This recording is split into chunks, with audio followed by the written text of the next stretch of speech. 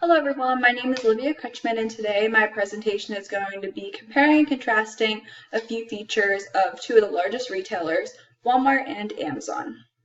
First, we're going to be comparing and contrasting the value discipline of each retailer. So Walmart focuses more on operational excellence. This process involves focusing on the consumer's needs, maintaining positive employee morale, and continuously improving activities in the workplace. Amazon, on the other hand, as we know, is more about innovation and digital transformation. They're always trying to hit the market with new concepts, ideas, and different processes. Amazon itself has single-handedly taken the retail game up about 10 notches, being that you can simply order anything at just the click of a button and have it delivered to your home in a matter of 2 days. Amazon focuses more on product leadership, like I said, leading the charge in product development. But with that being said, being that they came up with the idea that you can order online and have it delivered right to your house, they also focus on operational excellence as well, being that that is putting the consumer first. Both of the retailers actually utilize the customer intimacy method, but in different ways. Walmart utilizes their standpoint as a low price leader in order to appeal to their consumers and audience. They allow their consumers, like I said, to order online and pick them up at a later date. Amazon, on the other hand, appeals to their consumers in a different way. Like I said, they're constantly creating different ways to make the buying process more technologically efficient. So next, we're going to compare and contrast the primary customers of Walmart and Amazon. And this is where, in my opinion, the two retailers differ tremendously. Walmart focuses on the middle and lower class, while Amazon, on the other hand, will focus more to the middle and upper class. Walmart focuses on the frugal Americans and those looking to save a dollar here and there, which may either be families, like I have listed, college students, single moms, or people, like I said, just looking to save a dollar when they can. They also appeal to people looking for a one-stop shop where they can go to get their hair cut, their nails done, their grocery shopping done, their car serviced, whatever it may be. And last, they also appeal to the couponers, those who like the good old-fashioned clip out coupons and take them to the store with them. So Walmart also does still send out coupons like so. Amazon, on the other hand, appeals to the internet users, those who are more digitalized and who like to use their digital devices for their shopping. They appeal to the credit and debit card users, being that that is how you make your purchases, and also being that Amazon does offer a credit card, so this would mean more revenue to them if they are appealing to these customers who are more likely to sign up for their credit card. They also appeal to the busy and working consumers, being that, like I said, you can get right online and pretty much order anything at the click of a button. And last, like I said, they appeal more towards the middle and upper class. So next we are going to talk about external customer relationships and loyalty. When it comes to customer loyalty and relationships, in 2018, Amazon actually ranked #1 in customer loyalty, but Walmart was right behind them, ranking it at #2 on the charts. So both of these retailers are exceptional at attracting and building relationships with consumers, as well as retaining their business for long periods of time. So how do they attract these loyal customers? As I've mentioned in pretty much all of my slides, Walmart offers the lowest retail prices according to their slogan. Not only this, but they have extremely convenient locations. Location, location, location. They're pretty much off of every convenient exit within miles of pretty much all of our homes. They also offer a really broad range of items, whether you be a really picky eater, you're a vegan, vegetarian, you like to eat organic, whatever it may be, Walmart does offer these types of foods, and they also really value their customers. Amazon, on the other hand, they offer the Holy Grail Prime membership that we all know and love.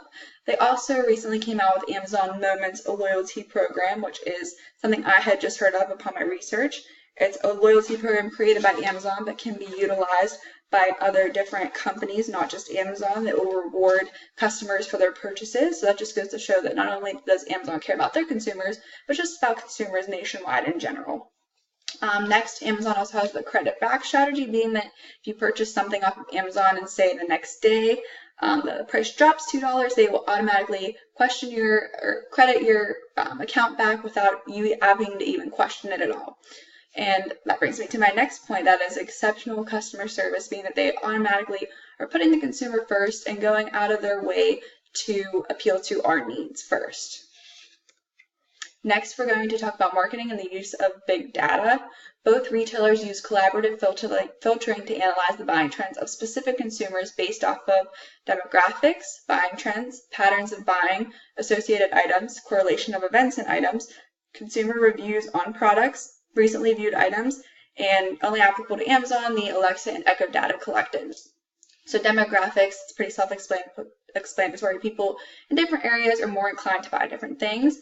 Buying trends and patterns of buying go hand in hand, just based off of our own consumer buying trends, what we have seemed to like in the past, they will recommend products like that. Associated items, so say you buy a soccer ball, they might recommend you to buy a air pump with your soccer ball. Correlation of events and items, I have a picture here of a hurricane, so people are more inclined to buy more water, eggs, milk, bread, right before a hurricane is about to occur.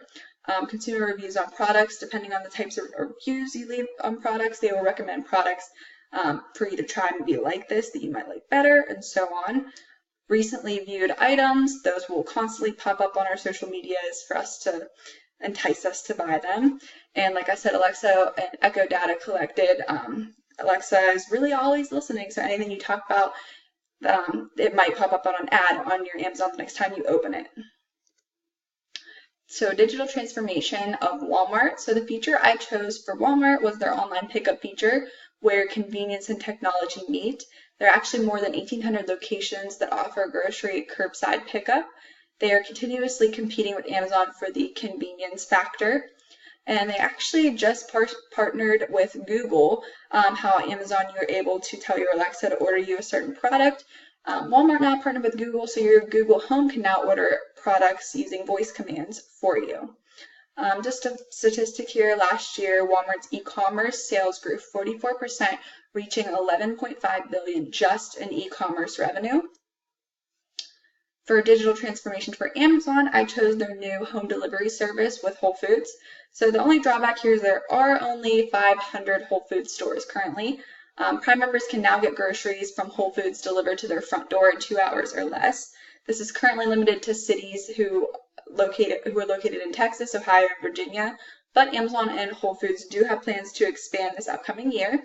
Delivery is free on orders of $35 or more, which I feel they did this to sort of compete with the Uber Eats, the Postmates, those sort of delivery services. The membership that includes this feature costs $119 annually, which is only $20 more than the base membership of Amazon Prime. So here I have a little matrix on digital maturity. As you can see, I ranked Walmart at the gathering speed standpoint here, and I ranked Amazon at the keeping pace standpoint. So the reason I put Walmart at the gathering speed, some of the key points: digital leadership, test and learn culture, processes enable change. I feel this is where Walmart is sort of at. They're sort of in that growing stage, while on the other hand, Amazon is sort of setting the pace for all the other retailers. And the last point, most specifically, customer-centric. They are mainly focused on the consumer first. So lastly, I have how they are using predictive analytics in order to hire and promote from within. So I actually couldn't find any data on Walmart implementing any predictive analytics in order to hire or promote. So if anybody does find anything, please let me know. But on the other hand, Amazon actually had a recent issue. In 2014, Amazon was looking to implement a method using AI where they would feed a computer a certain amount of resumes, and the generator would pick the top 5 candidates based on certain qualifications that they deemed met the criteria for the certain job. So they discovered that their algorithm actually did not like women. It was kind of sexist. So they sort of scratched this whole idea. They did not use any of the recruits that the algorithm had suggested, and they are currently trying this tool out again this year with more of a focus on diversity. So that concludes my presentation. As you can see, Amazon and Walmart are still continuously battling as top retailer, and they're both constantly evolving. So I'm really interested to see what both of these retailers do have up their sleeves for the future. So thank you for watching.